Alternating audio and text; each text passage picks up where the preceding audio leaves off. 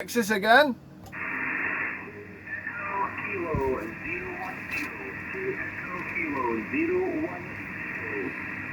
2EK010. Good afternoon, good evening from Wales. 163 Oscar Papa 110. And my name is Darren. Delta Alpha Romeo Echo November. Also Echo Kilo 110. QSL. QSL, Darren, all copy. 163 Oscar Papa 110 and Echo Kilo 110. Yeah, 556 in Dallas, Texas, the top of the, yeah, this morning, so it's about 50 here, nice day, and you're 5-6 here. Okay, thanks for the 5-6. I got you about a 5 and 3, 5 and 4 with QSB. I think the conditions are starting to fade a little bit for North America.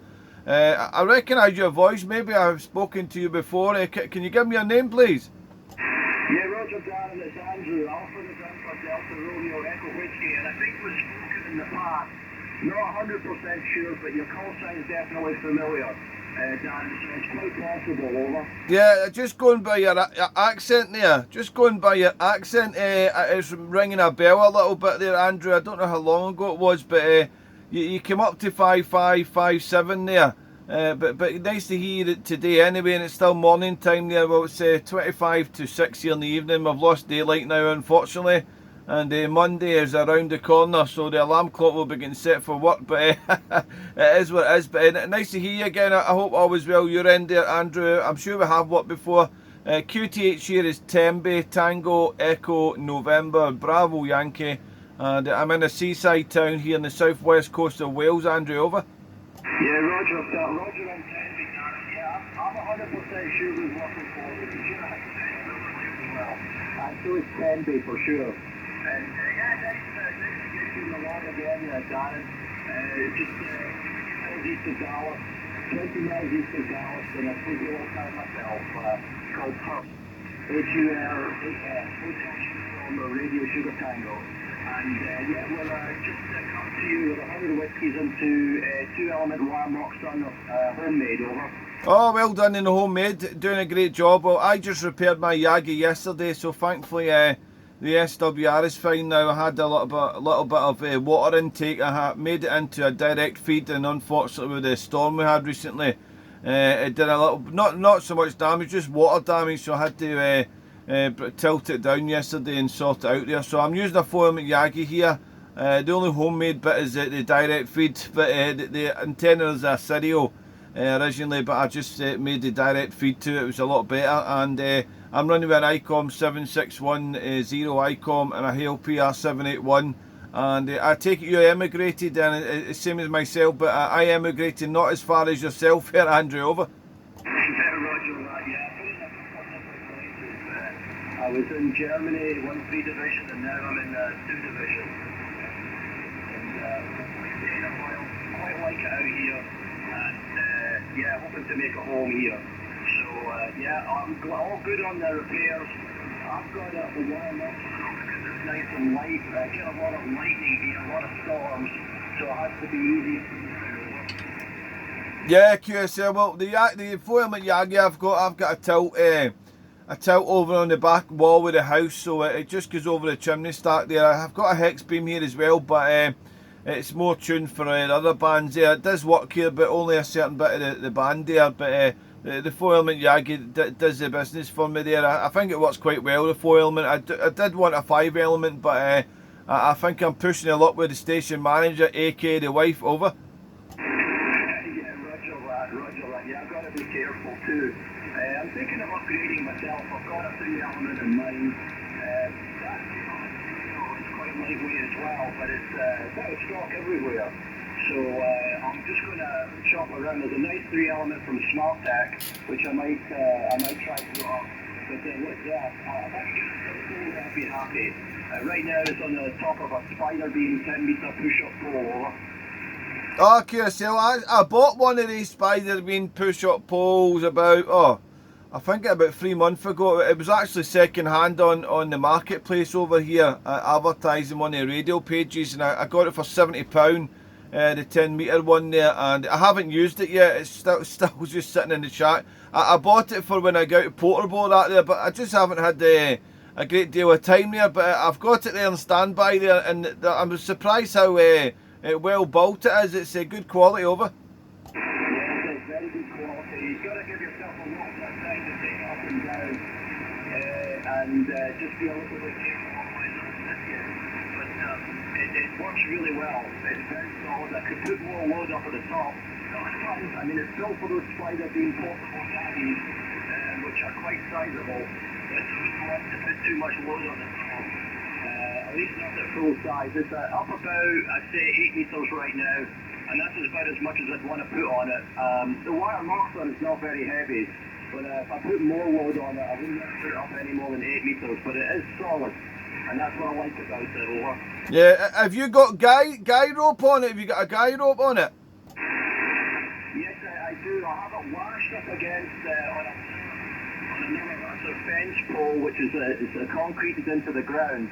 And the lash, the way I've got it, actually allows me to rotate it. Although in the long term, when I've got the cash, I'll put it in a rotator on the bottom, not on the top, on the bottom. So it's sky, and just for safety reasons, because just don't want to fall on the neighbour's property. Yeah, no, you don't want that happening. I hope not anyway. I'm the same here as well. As I say, I've got the foreman Yagi there at the back of the house, and then at the top of the garden I've got a hex beam, and also I've got a serial 2016, and then I've got a wire antenna also, an end fed there. So I can't squeeze any more in the garden. My garden's about 86 foot long by 30 foot wide, so it's not the biggest garden in the world there, Andrew, but I managed to get away with it, so I can't push my luck to do any more. But I'm looking forward to using the spider beam post there, but I'll probably be next year now with the WX-ray. I probably won't be out Portable because we don't have much daylight now, and when Saturday and Sunday comes around, depending on the WX-ray, you know what it is. I only work 4 days a week as a truck driver, but it's getting the time on the day. You need to plan it out, and you need to have the good weather over. Yeah, Roger, I've done a fair bit of Portable, especially when I was in Germany, and it does take a bit of planning, and it's quite often it always falls through. But I was on Hamband doing in the air and other kind of Portable activation. But I must admit, I think my heart belongs to 11 metres at the moment, especially in conditions where that's good. So, but yeah, I mean, Portable with even the spider beam fiberglass pole and a drive-on mount was a lot of fun, over. Yeah, QSL on that. Yeah, you need to plan it out there. And sometimes when you even do plan it out, it doesn't go to plan. But yeah, you need to put a date in the diary or whatever, plan it out and go for it, and finish, complete the task that you're going to go when you go Portable, and hopefully you don't forget anything back home. I think the last time I was Portable, well, I was only down the harbour, TENBY harbour, but I took a wire antenna with me. I took a halfway end fed down with me, and I took an actual serial gainmaster. I have a spare antenna here, and I took that down, and I set it up on the car and everything, and I was DXing down there for a few hours, and thankfully when I was down there it was quite good conditions. But I always head back to 11 metre. It's the first choice here. It's the love of radio where it begun, over. I'm always forgetting stuff. I've gone out without my power cable or an adapter or something. So I'll try to kind of make a kind of bag of stuff that I feel touch, so I know it's right, and then I can walk out with it. So sometimes it's usually there's quite a lightweight 10 metre pole, which I bought in Germany from DX Wire. It's quite good, very lightweight. You can use one of those 5/8 wire, the ones from Hawkins Radio, that sort of thing up. If that's what you want to do, get you on 11 and 12 as well, I think. So that's quite good. Or there's another wire that I built which has crocodile clips, so that I can get on 10, 15 and 20, or. Oh yeah, QSL. Well, I've got a SOTA beam telescopic there, and I've had that out a few times Portable, but I went on one of the cliffs just outside TENBY, and set it up for a few hours, and I did have one of the I never had the actual Gainmaster, but it was the wire type one without the fiberglass, obviously.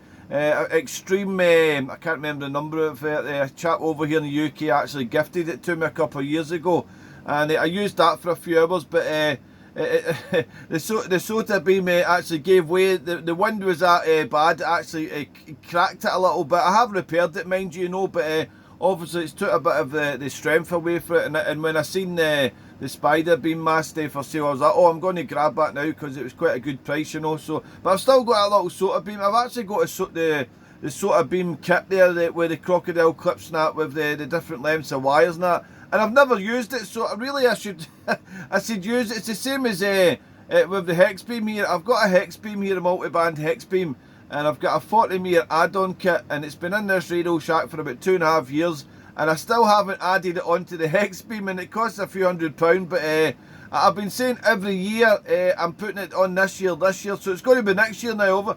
I'm looking around in my shack and I've seen a few things like that myself. I'm trying to focus it down a little bit. I think 11 meters is going to probably for a bit. But I'm looking at I've got all my other fiberglass walls. I've got a bit of a collection of them. But I've got a few favourites that make it out. The spider beam's definitely one, but it's not one I want to carry very far. There's a 10 metre version now, which is it's still not light, but it's put it in a backpack and a half and take it. Favorite for portables, that DSY one. The soda beam. I've got a soda beam 7 metre as well, but it's not as stubby. It's quite the DXY one's a good balance between weight and strength. So I'm just looking at there's a few tuners here and there and a few bits and pieces that I just haven't used. There's a wire tuner over there that I was going to build a tunable antenna, ground mounted, and never did. But that's the way it goes. Maybe I'll clean out soon. I haven't been enjoying the radio this much for a while, so I might just hang on to it over. Yeah, that's what it's all about. Just enjoy it. That's what it's all about at the end of the day there. Well, I got myself a new battery, it must be about a year and a half ago there for going out portable and all that there. And I keep using it in the shack just so it keeps the battery alive. It's a lithium battery. It's one from a golf cart. It cost me about £125. But when I do go out there, it lasts for about 6 hours. It's incredible, over. Yeah, Roger, I think I had something similar in June. I might have power pole connectors on it too, and I had them there's like a T connector adapter on the top that actually went to power poles. Is that similar? Oh yeah, I think it's the exact same type there. Yeah, it's like a T-pole there, and it just pushes into the T-pole, and then it did have the Atkinson's the little square connectors you were saying there, but I done away with them and I just put a different connector on it to make it easier for myself there, so I could run a few things off at the same time. Obviously I could have done the other poles, but I never had any more of them, so I did that. But yeah, it's a T connector, and then you just plug the thing in the side to charge it up there, and it's a cracking wee battery. It's nice and light, mate, and it lasts for hours. And I put a little in line with the power cable. I put a volt and amps on its meter so that I can keep an eye on it just in case I'm talking away and the battery's dead, so I'm not talking to myself, over. Yeah, Roger, yeah. I've got something like that one of my boxes. Again, I've had the battery run out of me before. I was doing a CQDX 3351 Overbeck pre-band CQDX. Frequency in use. And I'm like, this is great. And then the battery goes. So that's a bummer, but that tells me right for not watching it right. But yes, I actually use a lithium battery here on the shack just to keep the wall warts. The wall warts here can be quite RF and noisy, over. All right, I'm quite lucky here. I've got houses both sides of me here on the street, but I've touched wood anyway. I've been quite lucky with noise and everything. Recently, I just put a solar panel. I'm actually in an outdoor radio shack, Andrew. And recently, I just put a solar panel on the roof shack. It's not massively big or anything or expensive. All in it cost me £120 all in there for the the charger power meter, it goes to the solar panel there, and I've been using that also. We've been Scottish and tight to save on the electric, but I've never done any solar panel stuff before, and I've seen a couple of things on YouTube, and I was like, oh, I'm going to try that in the shack, you know. So I'm running my BHI DSP speaker off it, a couple of shack lights there, and a couple of other things in the shack. I'm running off it, you know, and charging things with it, with the phones and everything, you know. But I've done that also there. But it's just, I think when you get into radio, you know, I'm not good at repairing radios or anything like that, but doing a bit of DIY building things and all that there. I was happy with a solar panel thing there, and I put the battery that I use when I go portable on charge through it with one of the converters, you know, via a car battery. So I've got a car battery underneath it as well. And I was charging the battery up the other day there, a little lithium battery, to see how it would go. And yeah, it's ideal, man. It's probably not going to save me a fortune on electric and that, but I just thought, look after the planet there. Over. Yeah, Roger, all copy. We took a bit of a dive for a couple more overs.